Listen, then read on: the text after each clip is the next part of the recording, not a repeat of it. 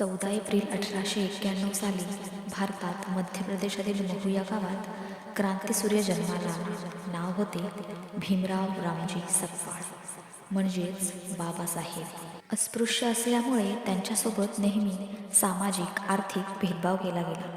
शाळेत प्रवेश मिळाला तरी बाबासाहेबांना इतर विद्यार्थ्यांपासून वेगळे वर्गाच्या बाहेर बसावे लागे. पिण्याच्या पाण्याला स्पर्श करण्याची त्यांना परवानगी नव्हती. शाळेतील शिपाई उंचीवरून त्यांच्या उंजळीत पाणी ओतत असे. त्यांनी आपल्या लेखनात या घटनेचे शिपाई नाही तर पाणी नाही असे वर्णन केले आहे. तिरस्कारित वागणुकीत बाबासाहेब मॅट्रिक पास झाले. अखंड अभ्यास, काटकसरीची राहणी हाच त्यांचा दिनक्रम. 18 तास अभ्यास, कठोर परिश्रम, जागरण, अर्धपोटी राहून त्यांनी लंडन विद्यापीठातून डॉक्टर ऑफ सायन्स ही पदवी मिळवली. ते बॅरिस्टर झाले. ज्या विद्यार्थ्याला शाळेबाहेर बसून शिकावे लागले त्यांनी जगातील नामांकित विद्यापीठातून 32 पदव्या संपादन करून भारतातच नव्हे संपूर्ण जगावर ज्ञानाची छाप सोडली. सामाजिक आणि देशकार्यात बाबासाहेब सक्रिय असल्यामुळे घरची आघाडी रमाईंनी समर्थपणे सांभाळली होती. आपल्या निष्ठेने, त्यागाने व कष्टाने बाबासाहेबांना ध्येयपूर्तीसाठी मदत केली. रमाईंचा निःशब्द त्याग म्हणजे बाबासाहेबांच्या संघर्षाची अदृश्य शक्ती. अस्पृश्य समाजाला सार्वजनिक विहिरी, तलाव किंवा तळ्याचे पाणी पिण्याचा अधिकार नव्हता. पशुपक्षी जे पाणी पिऊ शकत होते ते पाणी पिण्यास माणसांना निर्बंध होता. या विषमतेविरुद्ध, अन्यायाविरुद्ध विषमतेच्या बेड्यात तोडण्यासाठी बाबासाहेबांनी महाडची भूमी निवडली. निसर्गाने दिलेले पाणी सगळ्यांसाठी खुले आहे, त्यावर सगळ्यांचा समान अधिकार आहे, हे महाड सत्याग्रहातून सांगितले. हा सत्याग्रह फक्त पाण्यासाठी नव्हता, तर तो मानवी हक्कांचा, समतेचा आणि सामाजिक न्यायाचा लढा होता. मनुस्मृतीने महिला व दलितांचा सामान्य जीवन जगण्याचा हक्क नाकारला. बंदिस्त केलेली गोठलेला वर्ग म्हणजे जात.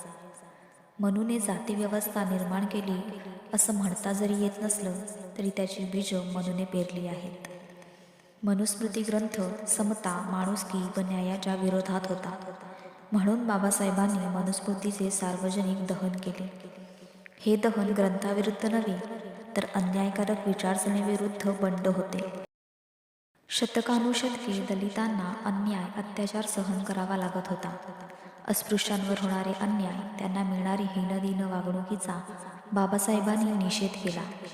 ते म्हणाले, अन्याय करणाऱ्यापेक्षा अन्याय सहन करणारा जास्त गुन्हेगार. त्यांनी समाजाला शिका, संघटित व्हा आणि संघर्ष करा असा मूलमंत्र दिला. बाबासाहेब आकाशाने उड्डाण नाकारलेल्या पक्षांना गरुडाचे सामर्थ्य देणारे महामानव ठरले. बाबासाहेब हे स्वतंत्र भारताचे पहिले कायदेमंत्री होते. ते स्त्रीमुक्तीचे समर्थक होते. भारतात प्राचीन काळापासूनच पुरुषप्रधान संस्कृती रूढ होती व समाजात स्त्रियांना दुय्यम स्थान होते. सर्व जाती धर्मातील स्त्रियांना जाचक रूढी व परंपरांपासून सुटका मिळावी यासाठी त्यांनी हिंदू कोड बिल संसदेत सादर केले.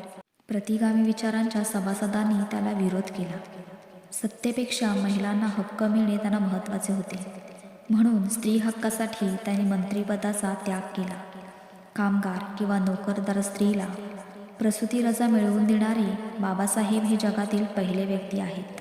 स्वातंत्र्याच्या स्थैर्यासाठी, संवर्धनासाठी आपल्या बुद्धिमत्तेच्या जोरावर बाबासाहेब घटनेच्या मसुदा समितीचे अध्यक्ष झाले.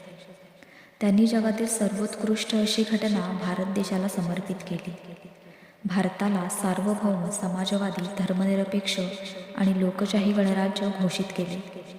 बाबासाहेब राज्यघटनेचे शिल्पकार ठरले. संघर्षात्मक जीवन, हीनदीन वागणूक, जातीभेद, विषमता सहन करून देशाला संविधानरूपी दिली ती समानता, स्वातंत्र्य आणि बंधुता. 26 जानेवारी 1950 साली संविधान लागू झाले आणि भारत देश प्रजासत्ताक झाला.